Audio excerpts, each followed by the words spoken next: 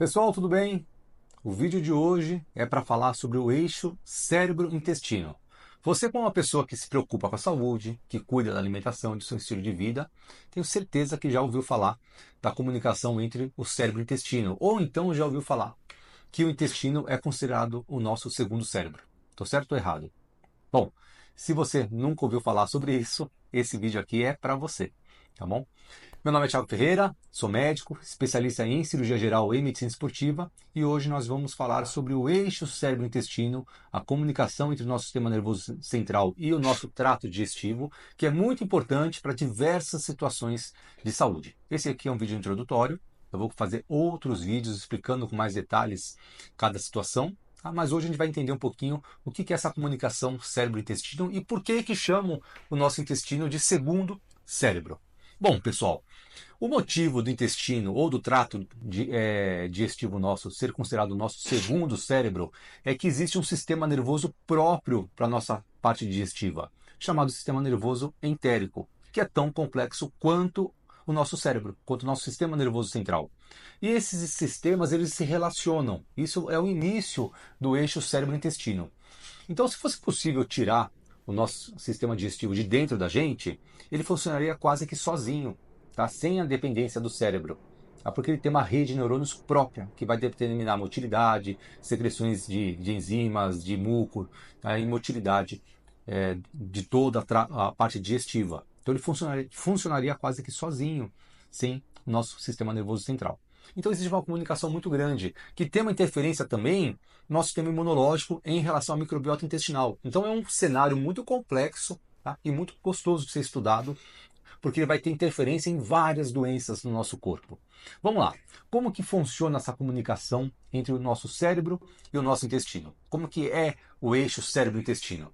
Bom, primeiro é através de um nervo chamado nervo vago, tá? Que é um nervo que leva informações do cérebro para o intestino. Esse nervo vago também tem uma via de volta, né, para o cérebro, tá? Que é uma via sensorial, tá? Onde sinais sensoriais são enviados. Então, o nosso cérebro se comunica com o intestino, manda informações para o intestino através, primeiro, do nervo vago. Depois tem o sistema nervoso entérico também, tá? Essa rede própria de neurônios do trato digestório, tá? Que envia informações, se relaciona, se conecta com o nervo vago e vai enviar informações do cérebro para o intestino.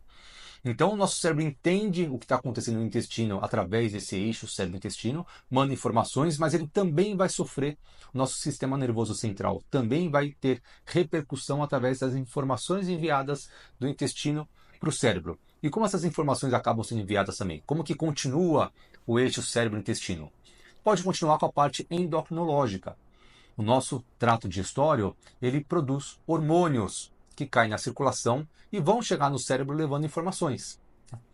Grelina, peptídeo YY, GLP-1, colicistoquinina, são exemplos de alguns hormônios produzidos no trato digestório, tá, que caem na circulação e vão levar informações para o cérebro muito relacionadas com a questão de fome e saciedade.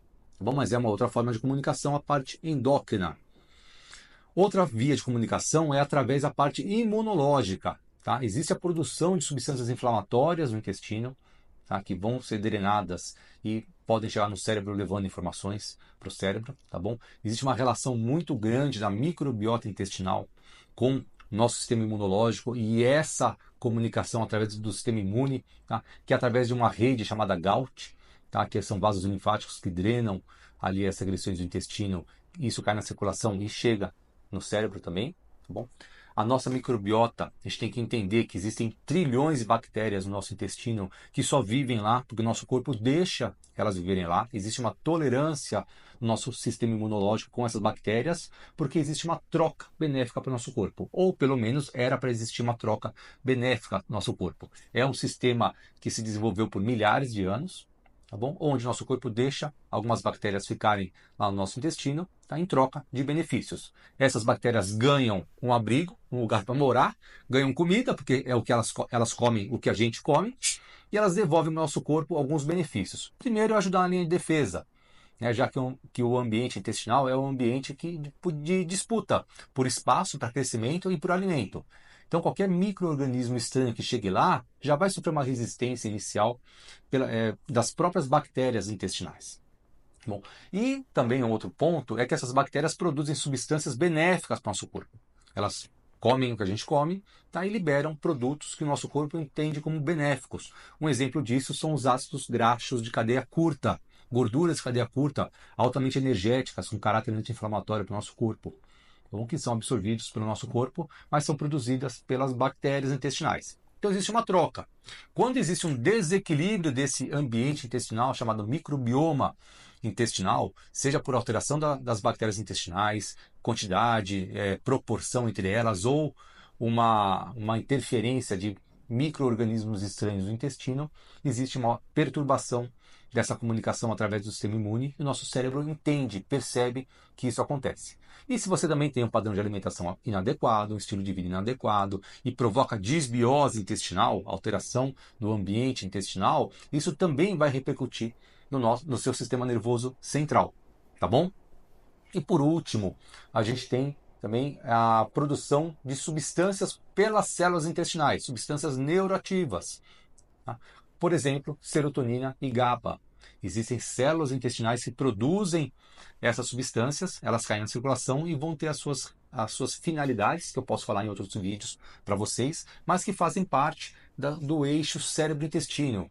Então veja, a gente tem o nervo vago, tem o sistema nervoso entérico, tem a parte hormonal, tem a parte imunológica e ainda a secreção de substâncias como serotonina e GABA, que vão fazer parte, no geral, dessa comunicação, desse eixo, dessa via de mão dupla, desculpa, chamada eixo cérebro-intestino, onde o intestino pode provocar perturbações no nosso sistema nervoso central e o nosso sistema nervoso central também pode provocar perturbações no nosso intestino. Então esses dois sistemas têm que ficar em harmonia para que a gente tenha um bom funcionamento do corpo.